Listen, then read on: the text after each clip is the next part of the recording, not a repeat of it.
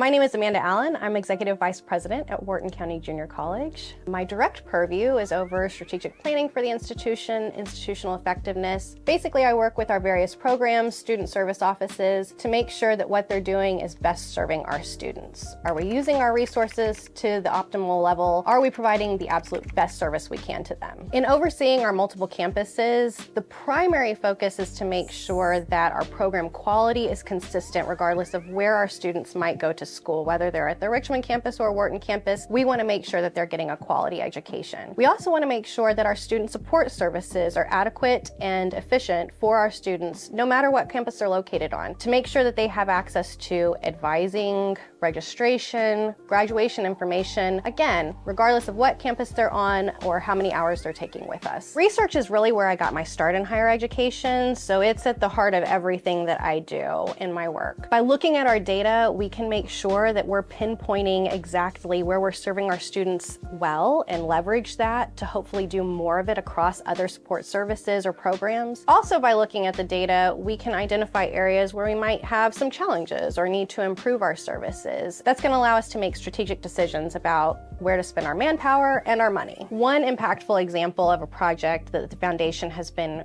crucial in providing support for has been our emergency aid program for students. This is a program that ensures that our students who need some kind of emergency funds have those funds available to them. One of the things we found when surveying our students is that the number one reason they would leave college is because of lack of financial resources, either the inability to afford school or just that they had something come up and needed to work additional hours rather than attending school. By having this emergency aid available, we can now help students that might have some kind of unexpected expense come up, allow them to have those funds so that they can stay in school without having to worry about that financial impact on their lives. Something as simple as their car breaking down or an unexpected medical expense could make the difference between our student being able to continue their college education or not. The foundation providing the support to start that emergency aid fund has been so impactful on the lives of many of our students. Not only that, it also allowed us to go out for additional grants to even grow that fund further beyond what the foundation provided initially. In measuring the success of what we do at WCJC, we look at different factors. We look at our student data. How are our students performing in terms of their coursework,